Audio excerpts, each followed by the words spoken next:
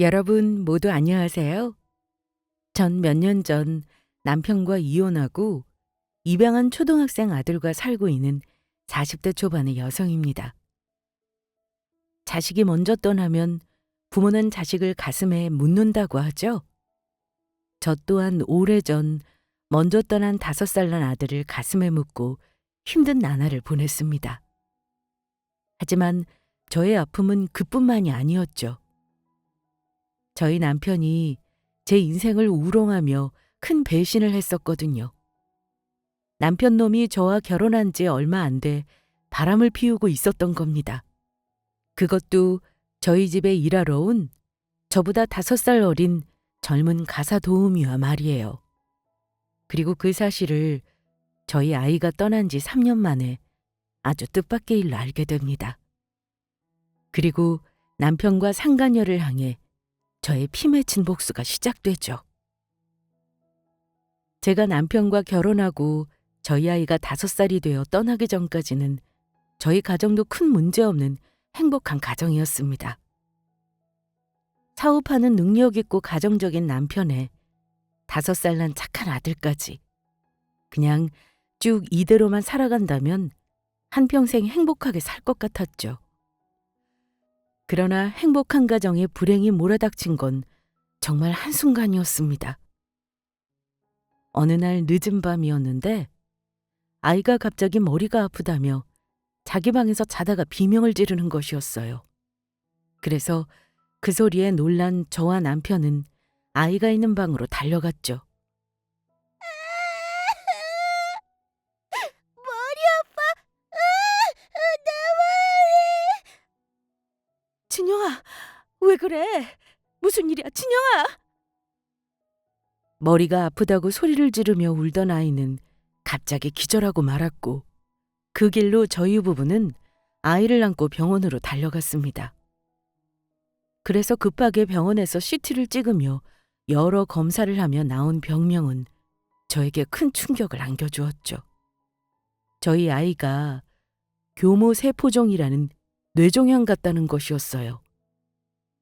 그래서 아이를 다시 한번 큰 대학병원으로 옮겨 검사를 받게 되었고 결과는 마찬가지였습니다. 그러면서 병원에서 한다는 말이 아이의 뇌종양이 자라는 위치가 매우 위험한 데다 아무래도 마음의 준비를 해야 할 것 같다는 이야기였습니다. 길어야 1년을 조금 넘기는 것이 한계일 것 같다고 하더라고요. 그 사실에 저는 그만 자리에 주저앉고 말았어요. 아이가 가끔 머리가 아프다고 했지만 근처 소아과에 가서 검사를 받아도 아이들도 스트레스나 음식 때문에 종종 그런 경우가 있으니 괜찮을 거라고 이야기해 주셔서 저도 크게 신경 쓰지 않았거든요. 아이가 3살 때쯤에도 머리가 아프다는 소리에 CT 촬영을 한 적도 있었고 그때도 아무 이상이 없었으니까요. 하지만 5살 건강했던 제 자식이 뇌종양에 걸려 살 날이 얼마 남지 않았다는 소리에 전 절망하고 말았습니다. 그래도 끝까지 희망을 잃지 않고 할 수 있는 치료란 치료는 전부 다 해봤지만 결국 아이는 1년이라는 짧은 시간을 저의 곁에 있다가 하늘나라로 여행을 떠나고 말았습니다. 그래서 전 한동안 폐인처럼 살았어요. 미친 사람처럼 밖으로 나가 저희 아이를 찾아 나섰고 아이가 좋아하던 인형을 끌어안은 채 하루 종일 아이 방 안에 틀어박혀 나오지도 않고 또 어떤 날은 밤새도록 미친 사람처럼 울었습니다. 제가 그렇게 정신이 나간 상태로 8개월이란 시간을 보냈을 때쯤 남편이 도저히 안 되겠는지 저를 붙잡고 말하더군요. 당신 정말 이럴 거야? 언제까지 이러고 있을 건데? 당신 우리 진영이 생각은 전혀 안 해? 나는 뭐 괜찮아서 매일 회사 출근하고 아무렇지 않은 척 사람 만나고 밥 먹고 잠자고 그러는 것 같아? 진영이가 자기 떠나고 엄마 아빠 슬퍼하는 거 보면 가슴 아파할까 봐. 나도 그래서 힘이 안 나도 겨우겨우 힘내고 있는 거라고. 당신 이러고 있는 걸 알면 우리 아들이 어떻겠냐고. 나도 가슴 아프고 힘들지만 혹시 내가 엉망으로 살면 우리 진영이가 하늘에서 슬퍼할까 봐. 그래서 힘들어도 우리 진영이 대신 나라도 열심히 행복하게 살자.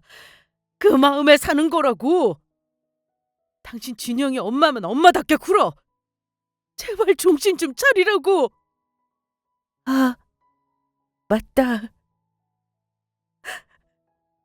나 진영이 엄마였어. 그래, 당신 진영이 엄마야. 내 아내이자 우리 진영이 엄마. 맞아. 여보, 나 진영이 엄마야.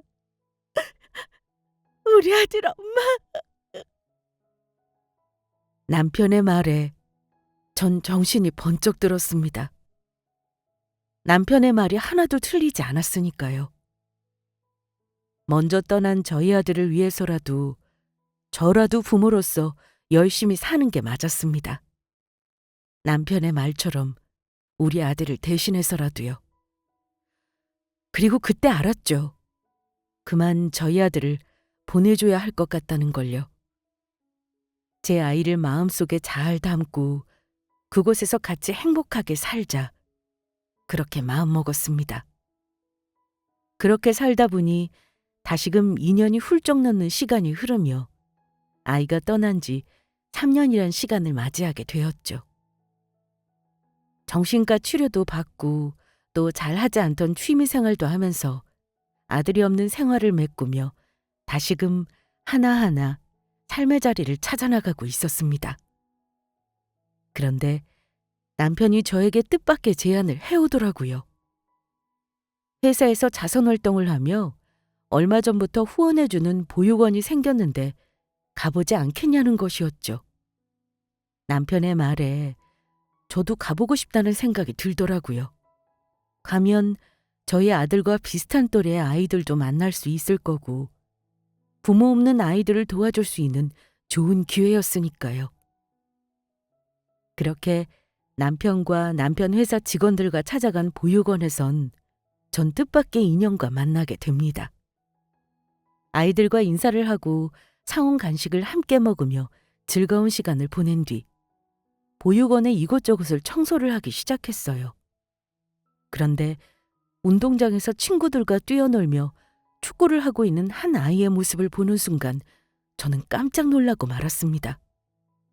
먼저 떠난 저희 아들이 살아 돌아온 듯 너무나 똑 닮은 아이가 아이들과 즐겁게 뛰어놀고 있었던 겁니다. 아이는 7살이나 8살 정도 되어 보였는데 저희 아이가 죽지 않고 살아있었다면 지금 축구장에서 뛰어놀고 있는 아이와 똑 닮아 있는 모습이었을 겁니다. 8살이 된 제가 매일 상상해왔던 저희 아들의 모습 그 자체였으니까요. 그래서 저도 모르게 아이에게 뛰어갔고 아이들과 축구하며 놀던 아이를 한 품에 안고 말았죠. 진영아, 우리 아들 진영이 엄마가 얼마나 보고 싶었는지 알아? 엄마가 얼마나 찾았는데 이제 나타난 거야.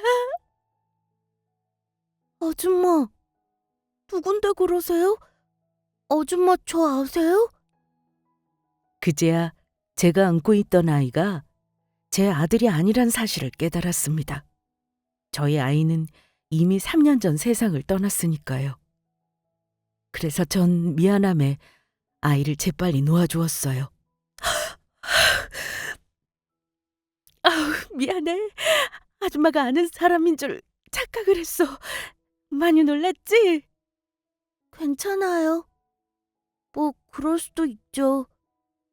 그런데 아줌마, 저 친구들이랑 축구하던 중이라 이만 가봐도 될까요? 그래. 어서 가서 친구들이랑 재밌게 놀아. 그런데 괜찮으면 혹시 네 이름이 뭔지 물어봐도 되니? 제 이름은 준영이에요. 최준영이요. 그래. 알려줘서 고마워. 아줌마가 오늘 준영이한테 신세진 거 잊지 않을게. 정말 신기한 일이 아닐 수 없었습니다. 저희 아들과 쌍둥이라고 해도 믿을 정도의 아이가 성만 빼고 이름도 너무 비슷했으니까요. 그런데 저는 그날 보육원에서 돌아온 뒤 병이 생기고 말았습니다. 저희 아들과 똑 닮은 아이를 본 후 그 아이가 눈앞에 아른거려 보고 싶어서 참을 수가 없었던 겁니다. 그러나 보육원에서 보았던 아이를 저희 아들과 닮았다는 이유로 떠올린다는 것이 너무나도 미안해 보고 싶어도 꾹 참고 있었습니다. 하지만 그 마음을 그리 오래가지 못했어요. 결국 전 보육원을 다녀온 지 3일 만에 다시 제 발로 찾아가게 되었으니까요. 그리고 그때부터 저의 보육원 봉사는 계속되었습니다. 그래서 저희 아들과 닮은 아이와도 많이 친해지게 되었죠. 그런데 아이와 친해지면서 느끼게 되었는데 저희 아들이 좋아했던 것도 음식 취향도 많이 비슷하더라고요. 그래서 아이를 볼수록 자꾸 욕심이 생겼습니다. 우리 아들과 닮은 저 아이를 제가 입양해 제 아들로 키우고 싶다는 그런 간절한 마음이요. 하지만 이런 순수하지 못한 마음으로 제가 아이를 입양해서 키워도 될지 의문이 들더라고요. 입양은 한 아이의 평생을 책임지는 것이니 신중해야 할 뿐더러 다른 아이를 저희 아이 대신으로 생각하며 키워서는 절대로 안 되는 일이었으니까요. 그래서 왠지 아이에게 죄를 짓는 기분이기도 하고 심란한 마음에 전 그만 보육원의 발길을 끊어버렸습니다. 그런데 제가 보육원의 발길을 끊은 지 한 달 정도 지났을 무렵 모르는 핸드폰 번호로 전화가 오는 것이었어요. 그리고 전화를 건 주인공이 누군지 확인하자마자 전 깜짝 놀라고 말았죠. 여보세요? 아줌마, 저 준영이에요. 아줌마 왜 요즘에 보육원에 안 놀러 오세요? 준영아, 무슨 일이야? 왜 울고 있어? 혹시 무슨 일이라도 생긴 거니? 아니요. 아줌마가 너무 보고 싶어서요. 저 지금 보육원 돌아가기 전에 옆에 가는 형한테 전화기 빌려서 보육원 이모 몰래 전화드린 거예요. 이거 들키면 저 많이 혼날지도 몰라요. 그런데 아줌마가 너무너무 보고 싶어서 참을 수가 없었어요. 죄송합니다. 아줌마가 제 엄마였으면 좋겠어요. 저 더 늦으면 혼날지도 몰라서 이만 끊을게요. 준영아, 준영아! 아이의 전화에 전 이미 제정신이 아니었어요. 아이를 입양할지 고민하며 따질 필요도 없었습니다. 제가 정신을 차렸을 땐 이미 외투만 걸친 채 보육원으로 향할 준비를 하고 있었으니까요. 가서 당장 아이를 입양하야겠다고 말할 작정이었죠. 하지만 그러다 전 발길을 멈추고 말았습니다. 제가 이런 감정적인 모습을 보이면 갑자기 제가 왜 그러는지 보육원에서 의심을 할 테고 괜히 오늘 준영이가 저한테 연락한 것을 들켜 원장님이나 선생님께 혼날 수도 있으니까요. 그리고 아이를 입양하기 위해선 성숙하고 책임감 있는 올바른 모습을 보여야 한다는 생각이었습니다. 그래서 남편과 입양에 대해 진지하게 이야기하게 되었어요. 여보, 내가 곰곰이 생각해봤는데 준영이라는 그 아이 우리가 입양해서 키우면 어떨까? 나 지금 하는 말 절대로 그 아이가 우리 진영이 닮아서 그런 거 아니야. 아이가 워낙 착하고 부침성도 좋으니까 우리가 우리 아들에게 주기로 했던 그 사랑을 다른 아이에게 주면서 행복하게 만들어주면 어떨까 싶어서 그래. 우리 그동안 아무리 노력해도 아이도 생기지 않았고 어쩌면 이게 맞는 것일지도 몰라. 당신은 혹시 다른 사람 아이 입양해서 키우는 거 부담스러워? 아니야. 나도 왠지 그 준영이라는 아이가 마음에 들고 끌렸어. 준영이 우리가 입양해서 키우자. 나도 좋은 아빠가 되도록 노력해볼게. 정말이야? 당신 나중에 모르게 없기다? 그래, 알겠어. 당신 진심으로 행복해하는 거 진짜 몇 년 만에 본다. 우리 정말 좋은 부모가 되도록 열심히 해보자. 그렇게 저와 남편은 아이의 입양 절차를 밟으며 기나긴 인고의 시간 끝에 아이를 입양하게 되었죠. 아이도 제가 자신의 엄마가 되었다는 생각에 많이 기뻐했고요. 그런데 아이를 집으로 데려온 후 이상한 일이 있었습니다. 집에서 적응도 잘하고 저희 부부와도 잘 지내는 아이였는데 이상하게 씻거나 옷을 갈아입기 위해 입고 있던 옷을 벗을 때 유독 민감하게 구는 것이었어요. 절대로 자신의 옷을 갈아입는 모습을 보여주지 않으려 했으니까요. 그래서 처음엔 아무리 제가 볼 때는 어린아이라고 하지만 또 아이 입장에서는 제 앞에서 옷을 갈아입는 모습을 보여준다는 게 창피할 수도 있고 쑥스러우니 그럴 수 있다는 생각이었어요. 그러던 어느 날 아이가 좋아하는 카레를 해주게 되었는데 제가 한눈판 사이 아이가 도와주겠다고 시키지도 않은 카레가 담긴 그릇을 옮기다 그만 자기 옷에 쏟고 말았던 겁니다. 그래서 전 너무 놀라 아이의 옷을 재빨리 벗기기 시작했고 아이는 놀라며 끝까지 반항하더라고요. 아줌마, 저 안 뜨거워요. 괜찮아요. 괜찮긴 뭐가 괜찮아. 이러다가 화상이라도 입으면 큰일 난다고. 그래서 전 아이의 옷을 벗기게 되었고 아이 몸에 난 화상 자국을 보고 깜짝 놀라고 말았습니다. 저희 부부가 아이를 입양하기 전 아이는 친모랑 살다가 2년 전에 들어왔다고 했는데 친모랑 살다 다쳐서 몸에 화상 자국이 있는 것도 간접적으로는 확인을 했지만 직접 눈으로 확인해 보니 참으로 참담했습니다. 저희 아이는 친모랑 살다 오랫동안 학대를 당한 상태였다고 해요.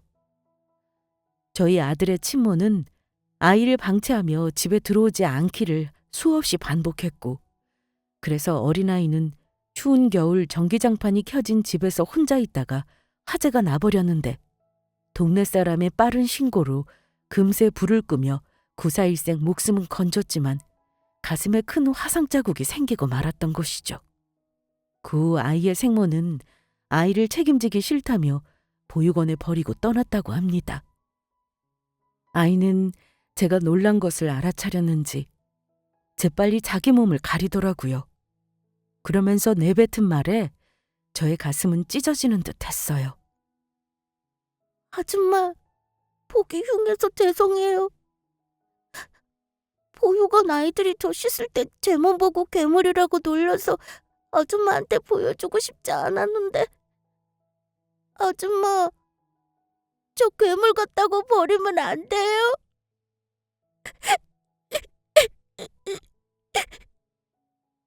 그리고 그제야 아이가 왜 제 앞에서 자기 몸을 보여주지 않으려고 했는지 알게 되었죠.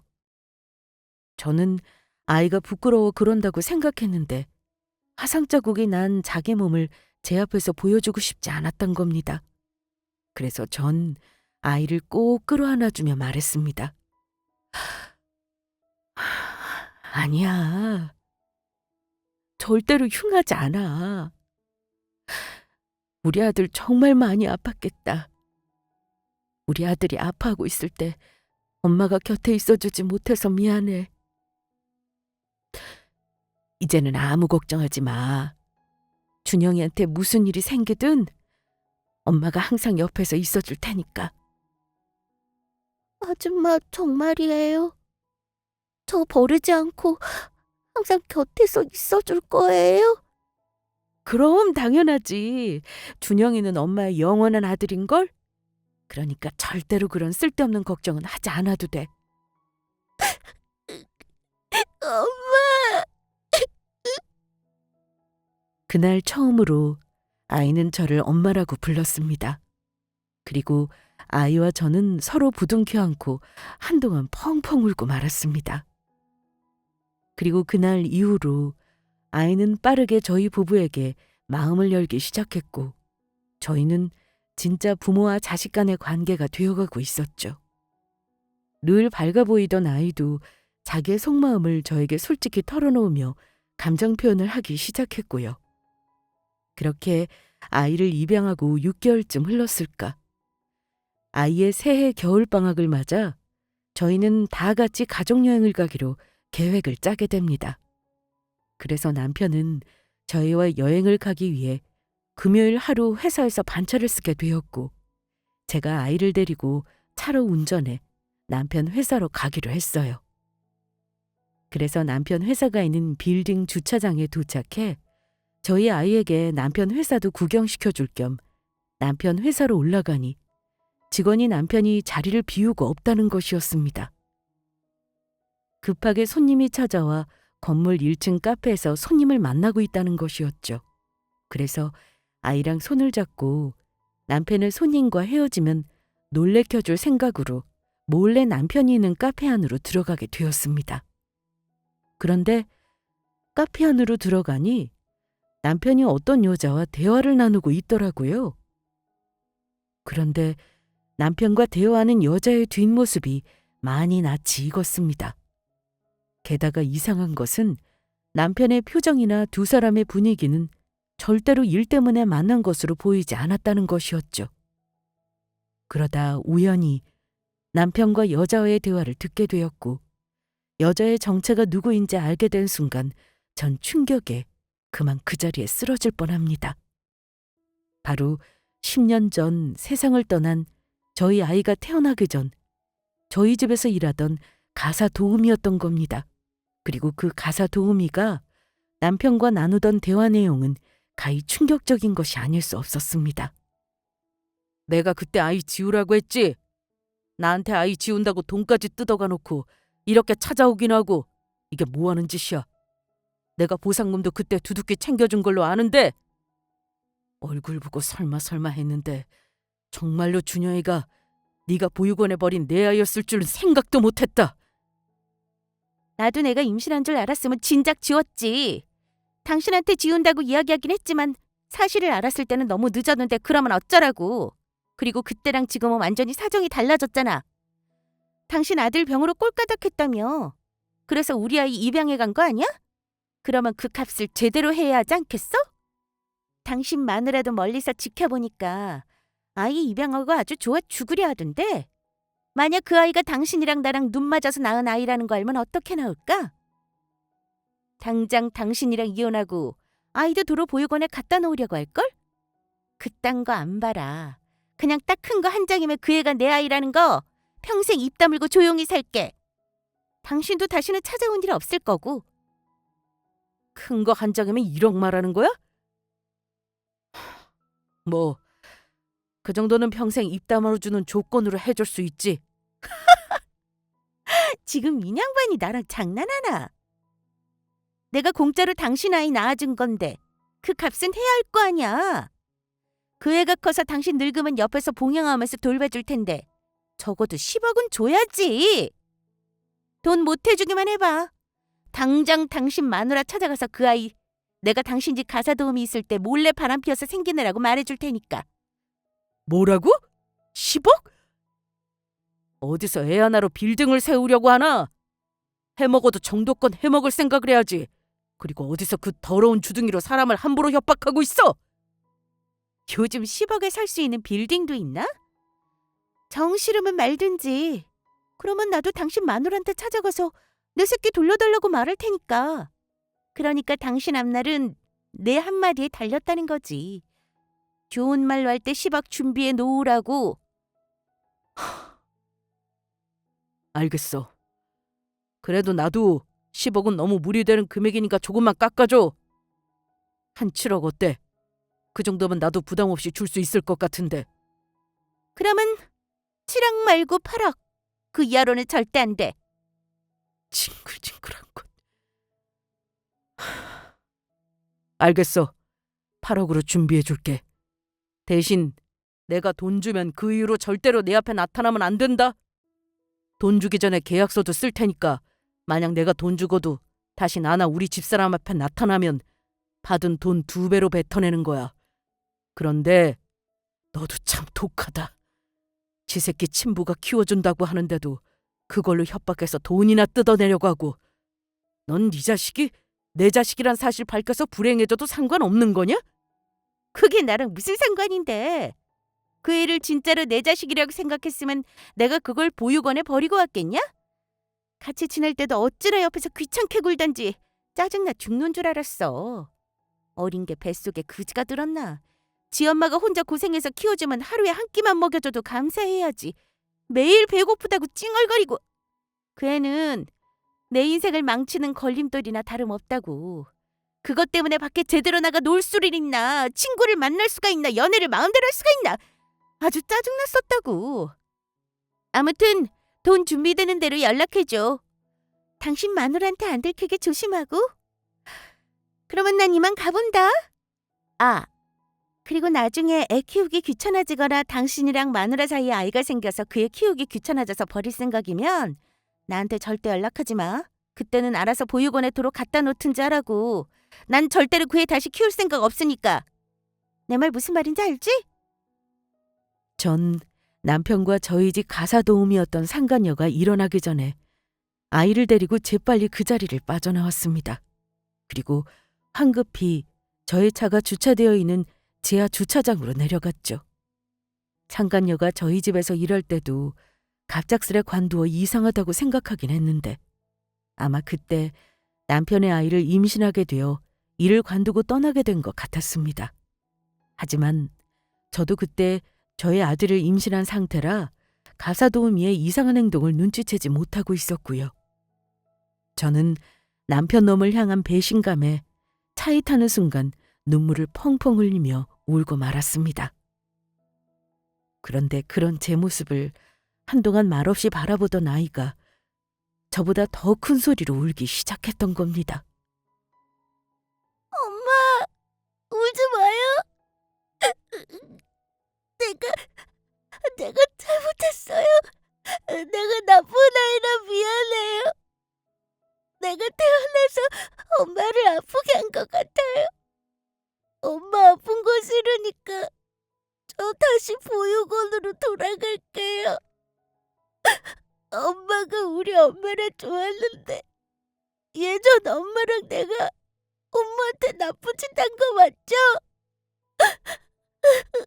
아빠가 예전 엄마랑 바람나서 저 낳은 거 맞는 거죠?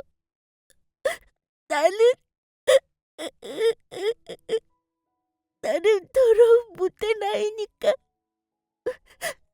나 엄마 옆에 있으면 안 돼요. 예전 엄마도 저한테 그랬어요. 전 더럽고 못된 아이라고.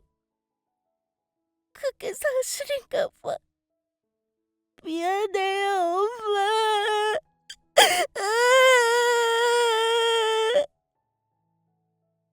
아들의 말에 전 아이가 상간녀의 자식이란 사실을 알면서도 차마 미워할 수가 없었습니다. 제가 제 자식을 떠나보내기 전이라면 냉정하게 미워할 수도 있었겠지만 저의 남편과 상간녀가 바람피운 건 아이 잘못도 아닌데다 저를 두고 떠난 아이만큼 이 아이도 너무나도 귀하고 소중한 존재라는 생각이 들었기 때문입니다. 제가 저희 아이를 떠나보내고 큰 아픔을 안고 살았던 것처럼 아이도 자기 친모에게 학대를 당하고 버림받으며 얼마나 큰 상처와 아픔 속에 홀로 살아왔을지 그 고통이 고스란히 와 닿았거든요. 그래서 전 아이가 남편과 상간녀가 바람피어 낳은 자식이라는 걸 알면서도 그 아이를 제 아이로 마음에 계속 품을 수밖에 없었어요. 이미 아이는 제가 마음으로 낳은 제 자식이 되어버렸던 겁니다. 그래서 아이의 손을 꼭 잡고 말했어요. 준영아, 넌 더러운 아이도 못된 아이도 아니야. 그리고 네가 보육원으로 돌아가긴 왜 돌아가? 준영이 넌 이미 엄마 자식이야. 그러니까 무슨 일이 있든 엄마는 우리 준영이 절대 안 버려. 그게 정말이에요? 엄마, 나 다시 보육원에 안 보낼 거예요? 그래, 절대 안 보내. 그러니까 준영이는 엄마 곁에 꼭 붙어서 절대로 떨어지지 말고 있어. 엄마가 준영이 무슨 일 있어도 꼭 지켜줄 테니까. 엄마, 고맙습니다. 사실 엄마가 나 보육원 보낸다고 할까봐 얼마나 무서웠는지 몰라요. 예전 엄마가 엄마한테 많이 잘못했는데 저 안 버리고 엄마랑 같이 있게 해주셔서 정말 감사해요. 엄마. 준영아. 전 저희 아들을 꼭 안아주었습니다. 아이는 혹여 저를 놓칠세라 제 옷을 꼭 붙들며 저에게 안겨들더라고요. 그런데 제가 준영이를 안고 우는 사이 남편에게 전화가 온 것입니다. 아무래도 남편은 직원 말에 제가 회사에 와 있다는 걸 알았는지 혹시나 본인이 상간녀를 만난 것을 들켰을까봐 급하게 저에게 전화를 건 것 같았습니다. 하지만 전 전화를 받지 않았어요. 지금 전화를 받았다가는 제가 참지 못하고 속마음을 그대로 뱉어버릴지 몰랐거든요. 그래서 일단 남편에게 몸이 너무 안 좋아서 집에 가는 길이라 지금은 전화를 받을 수 없고 오늘 여행은 취소하자고 문자를 보냈어요. 그제야 눈치 없는 남편 놈도 안심한 눈치였습니다. 그리고 집으로 와서 곰곰이 생각해봤어요. 어떻게 하면 저를 배신하면 능멸한 남편과 상간녀를 제대로 혼내주며 복수할지요. 물론 남편놈과 이혼하며 남편놈과 상간녀에게 위자료까지 제대로 받아낼 생각이지만 이대로 쉽게 끝날 수는 없었으니까요. 본인이 얼마나 큰 잘못을 했는지 혼은 내줘야겠다는 생각이었습니다. 그리고 아이는 남편과 이혼해도 제 자식으로 제 손으로 직접 키울 생각이었고요. 아무 잘못도 없이 태어난 순수하고 착한 아이를 보육원에 다시 보내거나 더러운 남편 손에 키우게 할 수는 없었으니까요. 그렇게 전 남편 몰래 이혼 소송 준비를 하며 평소에는 아무렇지 않은 척 연기를 했어요. 저희 아들도 저를 따라 아무것도 모르는 척 가만히 있어 주었어요. 그리고 남편놈에게 갈라서자 통보하기로 마음먹은 날, 그 전에 남편놈과 상간녀를 제대로 골탕 먹이며 혼낼 생각에 전 한 가지 수를 씁니다. 남편에게 오랜만에 단둘이 데이트를 하자고 밖으로 불러내 그곳에 상간녀도 같이 불러 두 사람을 만나게 할 생각이었죠. 상간녀에게는 남편 핸드폰으로 문자를 보내 주기로 한 8억이 전부 준비되었으니 나오라고 하면서요. 그래서 전 남편이 퇴근하고 씻으러 욕실로 들어간 사이 남편 핸드폰 잠금 번호를 풀고 상간녀의 전화번호를 찾아서 문자를 보내게 됩니다. 남편은 모르고 있었겠지만 오래전부터 남편의 핸드폰 잠금 번호를 알고 있었거든요. 제가 남편이 씻고 나오기 전에 상간녀의 핸드폰 번호를 찾지 못하면 어쩌나 걱정을 하고 있었는데 다행히 상간녀에게 돈을 주는 일로 몇 번 문자를 주고받은 내용이 있더라고요. 그래서 상간녀에게 문자를 보낸 후 제가 보낸 문자 내용과 상간녀가 알겠다고 한 답장을 재빨리 남편 핸드폰에서 전부 삭제해버렸죠. 그리고 전 결전의 날이 된 그날, 저희 아이와 비슷한 또래의 아이를 키우고 있는 친한 친구한테 아들을 잠시 맡겨놓고 남편과 상간녀를 만나러 약속 장소인 호텔 카페로 향합니다. 그리고 두 사람이 오기 전 먼저 도착해 두 사람이 보이지 않는 자리에 숨어 앉았죠. 그렇게 약속 시간이 다가오고 남편이 먼저 도착해 다행히 제자리 근처에 자리를 잡고 앉았고 바로 상간녀가 나타났어요. 남편은 자신에게 다가와 아는 척하는 상간녀를 보며 몹시 놀란 눈치였습니다. 네가 여기 어쩐 일이야? 오늘 여기서 우리 집사람이랑 오랜만에 데이트하기로 했는데 방해하지 말고 얼른 꺼져. 그게 무슨 소리야? 당신이 보자고 해서 나온 건데 나한테 문자로 연락했잖아. 돈 준비됐으니까 오늘 만나자고. 그 큰 돈을 어떻게 벌써 준비해? 그리고 오늘 우리 집사람이랑 오랜만에 단둘이 데이트하기로 했는데 내가 미쳤다고 너 같은 거를 만나자고 연락했겠냐? 난 그런 문자 보낸 적 없어. 아니면 너 혹시 나한테 미련 있어서 우리 집사람이랑 나 오늘 여기서 만나는 거 알고 깽판 치러 온 거야? 너 나 뒤에서 몰래 미행했지? 그런다고 내가 너 같은 걸 눈여겨볼 것 같아? 재수없게 굴지 말고 얼른 꺼져! 너 같은 거? 내가 재수가 없어? 그런 나 같은 거랑 바람 피워서 애새끼까지 낳은 게 누군데 이제 와서 개소리야. 재수 없는 건 내가 아니고 바로 너라고. 오호라. 이제 보니 너 나한테 8억 주기 싫어서 그런 거지? 지금 나한테 돈 주기 싫어서 헛소리하면서 나 괴롭히려고 일부러 부른 거잖아.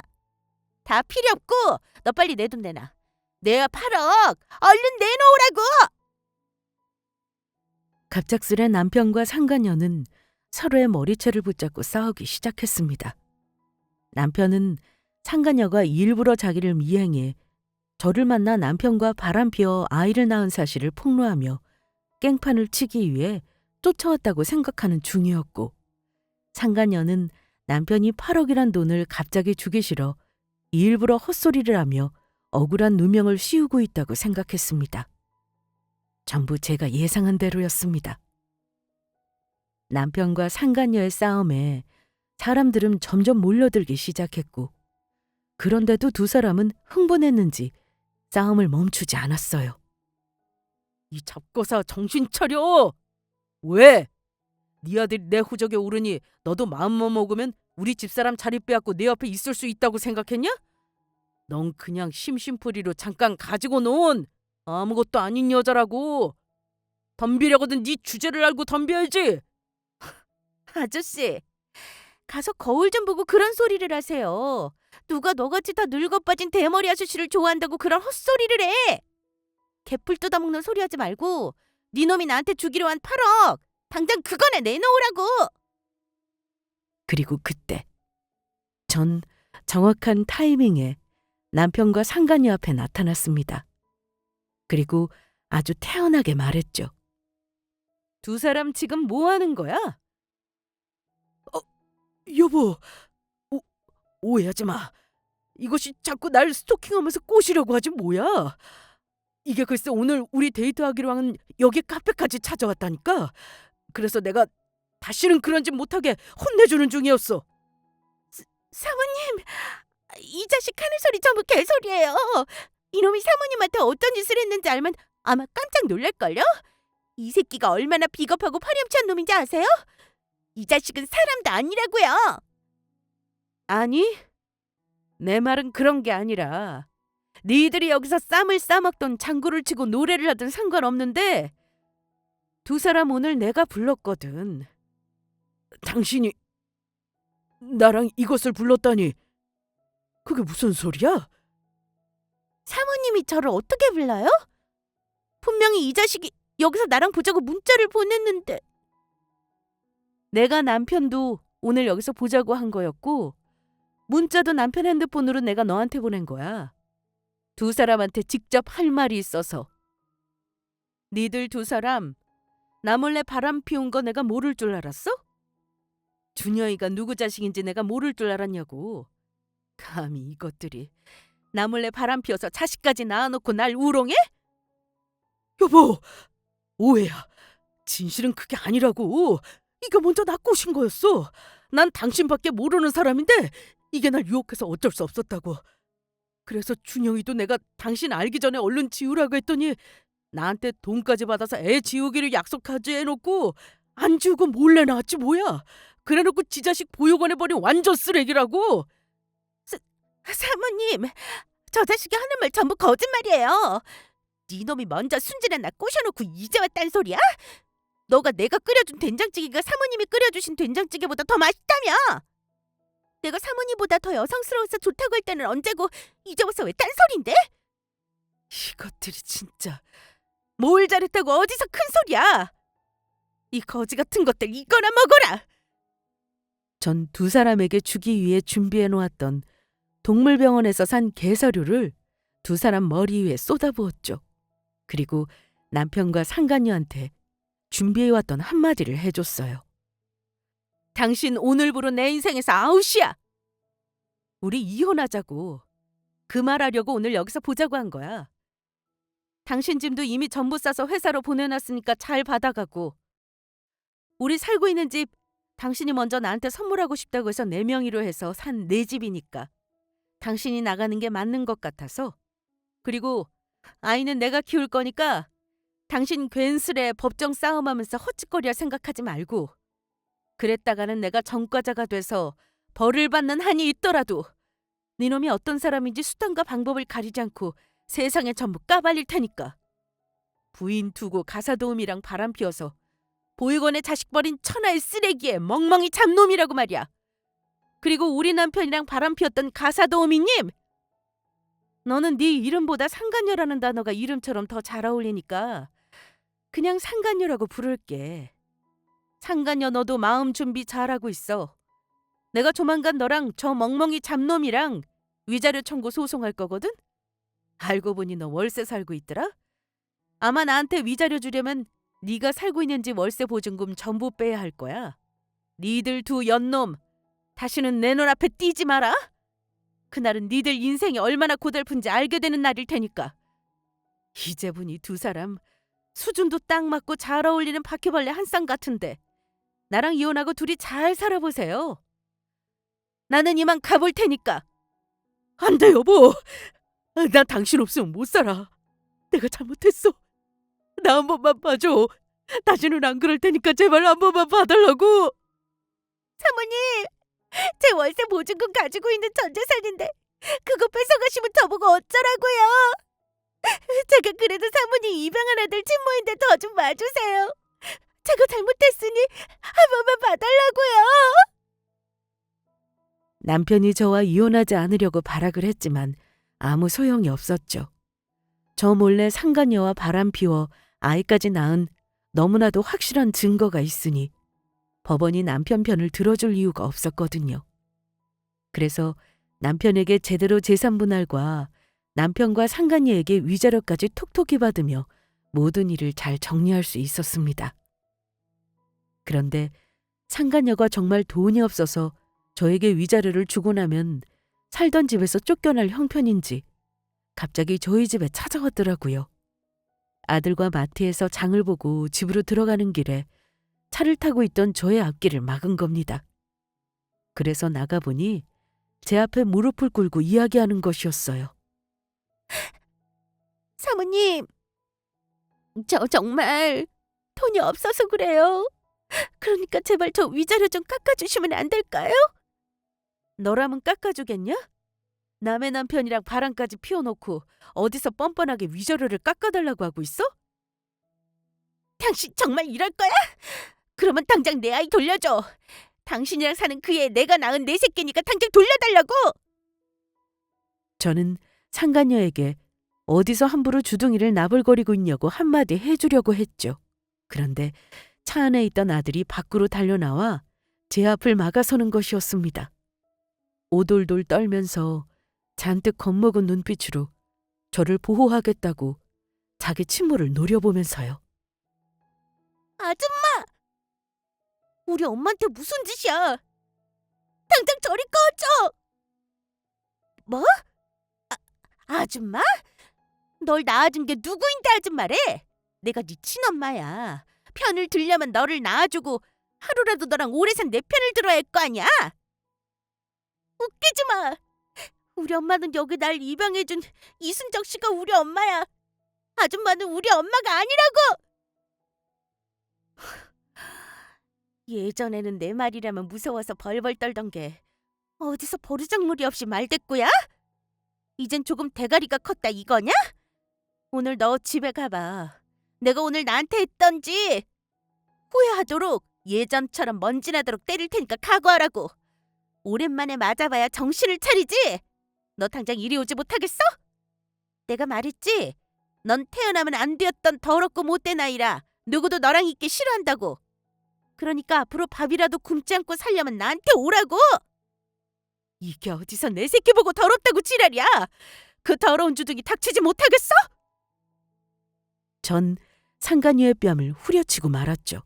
그리고 장을 봐온 파 한 단을 차에서 꺼내 상간녀를 후려패며 말했습니다. 저 어린 것을 때릴 때가 어디 있다고 때려! 너도 얼마나 아픈지 어디 한번 맞아봐. 네가 잘 모르나 본데 이미 준영이는 법적으로 내 자식이야. 너한테는 이미 아무 권리가 없다고. 사람이 아무리 무식하고 천박해도 그렇지 그런 사실도 모르냐? 하긴 그러니까 가정 있는 남자 꼬셔서 바람까지 피웠겠지. 그래도 우리 준영이 낳아준 엄마니까 이번엔 봐주지만 다시 한번 이딴 짓 했다가는 너 우리 아이 납치한 납치범에 네가 준영이랑 같이 살 때 학대한 것까지 전부 경찰에 신고할 테니까 앞으로는 우리 앞에 다시는 나타나지 않는 게 좋을 거야. 이미 준영이 병원 치료받으면서 네가 준영이 학대한 증거도 다 모아뒀거든? 그러니까 10초 줄 테니까 내 눈앞에서 사라져. 그 안에 안 사라지면 내가 지금 정말 눈이 돌아가서 경찰에 신고할 것 같으니까. 그리고 중간에라도 만약 내 아이가 사라진다면 너부터 의심하고 바로 경찰에 신고할 테니까 그렇게 하라. 지금부터 숫자 센다. 하나, 둘, 셋! 아프다고! 아우씨! 거지 같은 것들! 잘 먹고 잘 살아!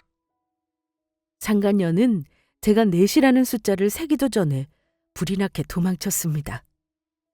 제가 정말로 경찰에 신고를 하는 순간 저희 아이를 납치하려 한 납치 미수범의 학대범으로 전과자가 되게 생겼으니 무서웠던 거죠. 게다가 남편 놈은 저와 이혼하고 몇 개월 안 돼 회사가 망했다고 합니다. 알고 보니 남편 회사가 어려워 투자처를 찾고 있었는데 마침 남편 회사에 투자하겠다는 새로운 투자자가 나타났었다고 하네요. 그런데 상간녀가 저에게 혼이 난 후 남편 회사에 찾아가 난동을 부렸는지 그 일이 회사 전체에 소문이 다 났다고 하더라고요. 그 사실이 남편 회사에 투자하기로 한 투자자 귀에까지 들어가며 남편 회사에 투자하는 걸 취소했다고 해요.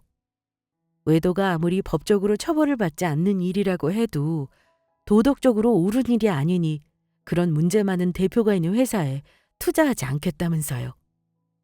게다가 제가 소문으로 듣기로는 남편과 상간녀가 호텔 카페에서 싸운 걸 우연히 본 경쟁업체 직원이 그 동영상을 남편과 거래하는 업체들의 익명으로 몰래 돌린 것 같다고 하더라고요.